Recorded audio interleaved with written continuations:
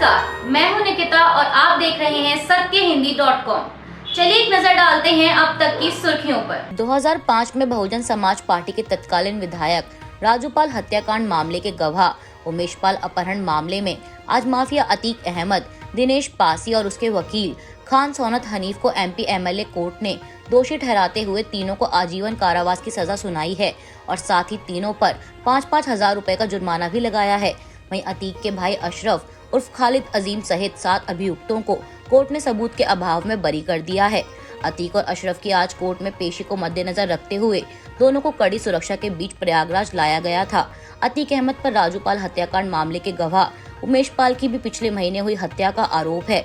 बता दें, उमेश पाल और उसकी सुरक्षा में तैनात 2 पुलिस कर्मियों की 24 फरवरी को प्रयागराज में गोली मारकर हत्या कर दी गई थी। छत्तीसगढ़ के कोयला घोटाले में दर्ज मनी लॉन्ड्रिंग के मामले में आज ईडी ने रायपुर और भिलाई समेत कुल 15 जगहों पर छापेमारी की। मामले से जुड़े कांग्रेस पार्टी के छत्तीसगढ़ के कोषाध्यक्ष रामगोपाल अग्रवाल के साथ ही जेल में बंद सुनील अग्रवाल के यहाँ भी छापेमारी हो रही है। बता दें, छत्तीसगढ़ की राजधानी रायपुर में हुए कांग्रेस अधिवेशन से कुछ दिन पहले ही ईडी ने कोयला लेवी धन शोधन मामले में 20 फरवरी 2023 को भी छत्तीसगढ़ में छापा मारा था। कोयला लेवी धन शोधन के बारे में बताया जाता है कि वरिष्ठ नौकरशाहों, व्यापारियों, राजनीतिक नेताओं और बिचौलियों से जुड़े गिरोह द्वारा छत्तीसगढ़ में प्रत्येक टन कोयला ढुलाई पर 25 रुपए की अवैध उगाही की जा रही थी।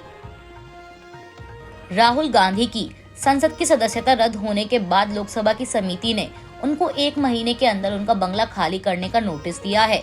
वहीं राहुल को बंगला खाली करने का नोटिस मिलने के बाद कांग्रेस अध्यक्ष मल्लिकार्जुन खड़गे ने कहा कि अगर राहुल चाहें तो वह मेरे घर आ जाएं, मैं उनके लिए अपना बंगला खाली कर दूंगा। कांग्रेस अध्यक्ष ने एक सवाल के जवाब में कहा कि वे राहुल गांधी को कमजोर करने की हर संभव कोशिश करेंगे, लेकिन अगर वह बंगला खाली करते हैं तो वह अपनी मां के साथ रहेंगे या वह मेरे पास रहने के लिए आ सकते हैं और मैं उनके लिए अपना एक बंगला खाली कर दूंगा। कांग्रेस अध्यक्ष ने आगे कहा, मैं उनको डराने, धमकाने और अपमानित करने के सरकार के रवैये की निंदा करता हूं। यह तरीका अच्छा नहीं है। खड़गे ने कहा कि कभी कभी हम 3-4 महीने बिना बंगले के रहते हैं। मुझे मेरा बंगला 6 महीने बाद मिला। यह लोग दूसरों को नीचा दिखाने के लिए ऐसा करते हैं और मैं उनके ऐसे रवैये की निंदा करता हूँ। आपको बता दें कि राहुल गांधी को पिछले हफ्ते लोकसभा की सदस्यता से अयोग्य ठहराए जाने के बाद लोकसभा की आवास संबंधी समिति ने इस संबंध में फैसला किया और इसके बाद निचले सदन के सचिवालय ने कांग्रेस नेता को 12 तुगलक लेन स्थित सरकारी बंगला खाली करने का नोटिस भेजा। राहुल गांधी और अडानी मुद्दे पर आज फिर कांग्रेस का ब्लैक डे प्रोटेस्ट जारी रहेगा। आपको बता दें, कांग्रेस सांसदों ने सोमवार को काले कपड़े पहनकर जो ब्लैक प्रोटेस्ट किया था उसे आज भी जारी रखने का ऐलान किया गया है।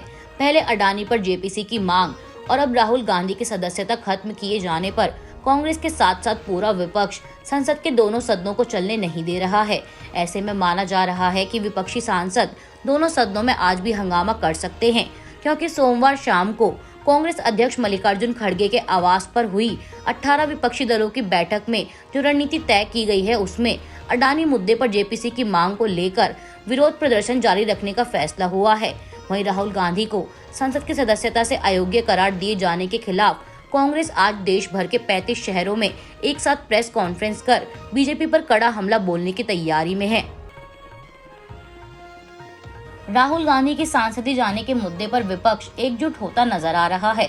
वहीं बीजेपी भी शांत नहीं है और कांग्रेस पार्टी और राहुल गांधी पर लगातार निशाना साध रही है।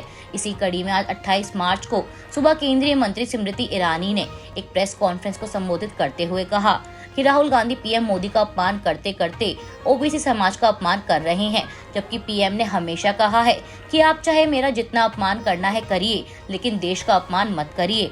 स्मृति ईरानी ने कहा कि अपनी पॉलिटिकल बौखलाहट में राहुल गांधी का मोदी जी के प्रति विष देश के अपमान में परिवर्तित हो चुका है। पीएम मोदी का अपमान करते करते पूरे ओबीसी समाज का अपमान करना भी उन्होंने उचित समझा। नरेंद्र मोदी की इमेज पर प्रहार करने के लिए उन्होंने विदेश में झूठ बोला, देश में झूठ बोला, संसद में झूठ बोला। ये वो व्यक्ति है जो सुप्रीम कोर्ट के सामने नाक रगड़कर माफी मांगते हैं और आज ढोंग करते हैं डरपोक ना होने का। इसके साथ ही केंद्रीय मंत्री ने राहुल गांधी के एक मैगजीन को दिए गए इंटरव्यू का भी जिक्र किया। उन्होंने कहा कि राहुल ने अपने एक इंटरव्यू में कहा था कि पीएम नरेंद्र मोदी की ताकत उनकी छवि है और राहुल गांधी ने 4 मई 2019 में एक मैगजीन इंटरव्यू में प्रण लिया कि मैं पीएम मोदी की छवि पर प्रहार करता रहूंगा। जब तक उस छवि को नष्ट ना कर दूं, गांधी परिवार ने सत्ता में रहते हुए पीएम मोदी की छवि खराब की है। आज मंगलवार को एक प्रेस कॉन्फ्रेंस के दौरान केंद्रीय मंत्री स्मृति ईरानी ने हाल ही में भारतीय युवा कांग्रेस के राष्ट्रीय अध्यक्ष श्रीनिवास द्वारा उन्हें लेकर दिए गए विवादित बयान का भी कटाक्ष किया। आपको बता दें कि श्रीनिवास ने अपने बयान में कहा था कि स्मृति ईरानी गूंगी बहरी हो गई हैं। उसी महंगाई डायन को बेडरूम में बैठाने के लिए डार्लिंग बनाने का काम किया है।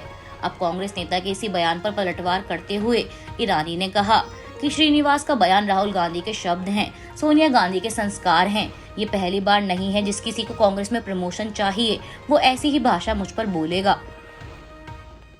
सावरकर पर दी गई राहुल गांधी की टिप्पणी को लेकर उद्धव ठाकरे ने नाराजगी जताई थी, जिसके बाद महाराष्ट्र महाविकास अघाड़ी में अनबन की खबरें सामने आ रही थीं। मगर अब इस गठबंधन को बनाए रखने और दोनों पार्टियों के बीच सावरकर को लेकर मतभेद दूर करने का मोर्चा एनसीपी प्रमुख शरद पवार ने संभाल लिया है।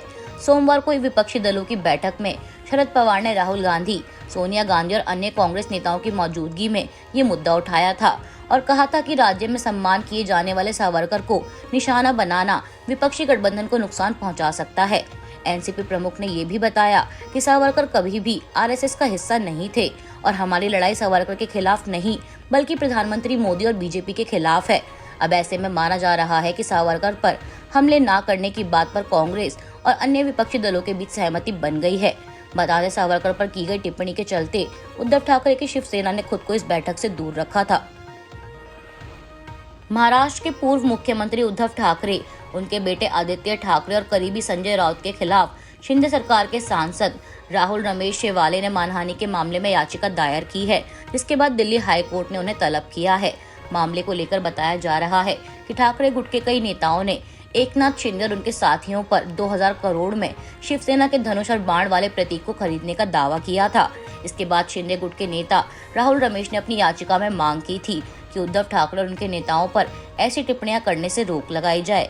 हालांकि कोर्ट ने इसे राजनीतिक मामला बताते हुए कोई भी आदेश पारित नहीं किया है। राहुल रमेश के वकील ने संजय राउत और अन्य नेताओं पर यह भी आरोप लगाया कि चुनाव आयोग के खिलाफ भी कई दावे किए गए हैं, जिसके बाद दिल्ली हाई कोर्ट ने कहा कि ईसीआई ऐसे दावों का जवाब देने में सक्षम है।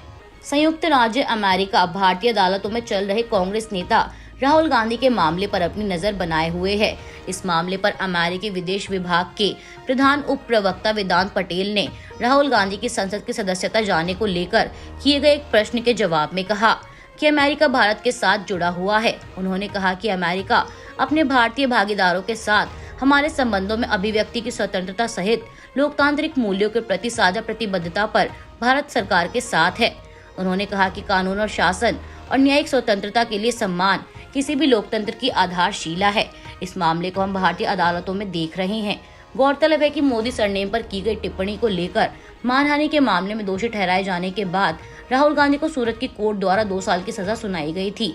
इसके बाद उनकी संसद की सदस्यता को भी रद्द कर दिया गया था।